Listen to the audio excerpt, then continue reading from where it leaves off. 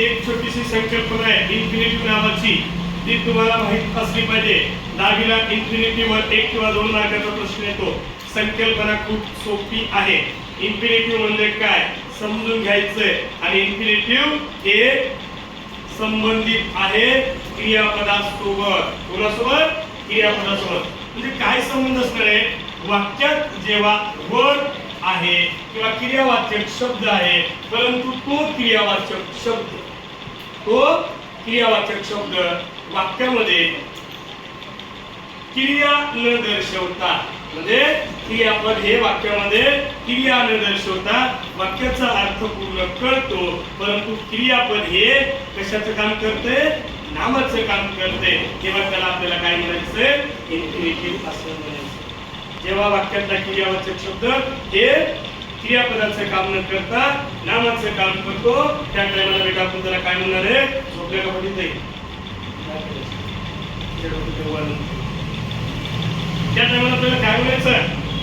त्याला काय म्हणायचं? इन्फिनिटिव्ह. म्हणजे काय असणार आहे? तर infinitive is nothing but 2 + v1 or mv, 2 + v1 or mv.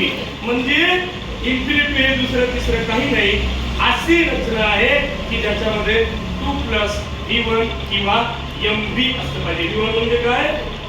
क्रियापदाचं पहिलं रूप. mv म्हणजे काय? Main verb. राईट, रोट, रिटर्न. बरोबर आहे? राईट, रोट, रिटर्न, रायटिंग आणि राईट. Read, read, reading. अजून इथे पण रूप रीड, रीड, रीड, रीडिंग आणि रीड. जे पहिलं रूप आहे ते पहिलं रूप, बरोबर आहे. आणि त्याच्या आधी काय असलं पाहिजे बेटा? टू नावाचा प्रत्यय असला पाहिजे. टू नावाचा प्रत्यय.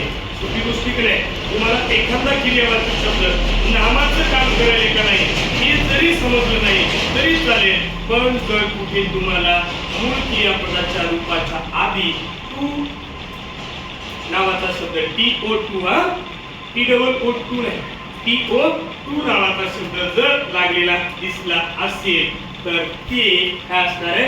इन्फिनिटिव्ह असणार आहे. आणि तुम्हाला प्रश्न विचारला जातो फाइंड आउट इन्फिनिटिव्ह.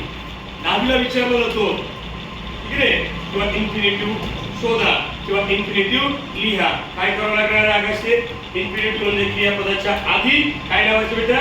TO2. परंतु कोणत्या क्रियापदाच्या आधी? तिसऱ्या रूपाला, दुसऱ्या रूपाला, चौथ्या रूपाला का पाचव्या रूपाला? पहिल्या रूपाला. मग क्रियापदाच्या पहिल्या रूपाला जर 2 लागत असेल तर इन्फिनिटिव्हची रचना काय असणार आहे? 2 + इन्फिनिटिव्हची रचना काय असणार आहे? 2 + v1. असं वाक्य बघा तुम्ही. Her goal is to be. Her goal is to be. Her म्हणजे इज म्हणजे आहे, गोल म्हणजे स्वप्न आणि टू बी. इथे तिला जिंकणे WIN बी म्हणजे जिंकणे क्रियावाचक शब्द आहे, क्रियापद आहे, परंतु ते क्रियापदाचं काम करायला का? ते काय करायले? जेव्हा क्रियापद नामाचं काम करत असते तेव्हा ती इन्फिनिटिव्ह असते. आणि आज जरी तुम्हाला थोडंसं ते अर्थानुसार समजलं नाही तरी आयडिया लक्षात ठेवायची. v1च्या आधी टू जर लागला असेल तर आपल्याला काय करायचं बेटा? काय करायचं? ते इन्फिनिटिव्ह आहे असं समजायचं. No one wants to stay. आणि ते no one wants to stay म्हणजे परंतु इथे थांबणे हा शब्द क्रियापदाचं काम करायला का नाही? त्याच्या आधी प्रिफिक्स म्हणून काय लागलेला आहे? TO2 नावाचा प्रत्यय लागलेला आहे. म्हणून हे कुठे जाणार आहे? इन्फिनिटिव्हकडे जाणार आहे. कुठे जाणार आहे? अशा छोट्या छोट्या संकल्पना अभ्यासून आपल्याला आपली इंग्रजी काय करायची? स्ट्रॉंग करायची. याच्या नंतरचा कन्सेप्ट असणार आहे झिरो. या इन्फिनिटिव्हची प्रॅक्टिस करण्यासाठी मी तुम्हाला 1000 वर्ब्स दिलेले आहेत है ना. जेवढी जमल तेवढी त्या वर्ब्सच्या माध्यमातून तुम्ही TO2 नावाचा प्रिफिक्स लावून छोटे मोठे वाक्य तयार करू शकता. परंतु क्रियापदाचं इन्फिनिटिव्ह मध्ये रूपांतर करायचं तर एमवीला काय लागलं पाहिजे? एमवीला लागलं पाहिजे TO2. क्लिअर? कोणाला काही अडचण आहे? आजची ज्ञान समजलंय? ओके ठीक आहे तुम्ही चला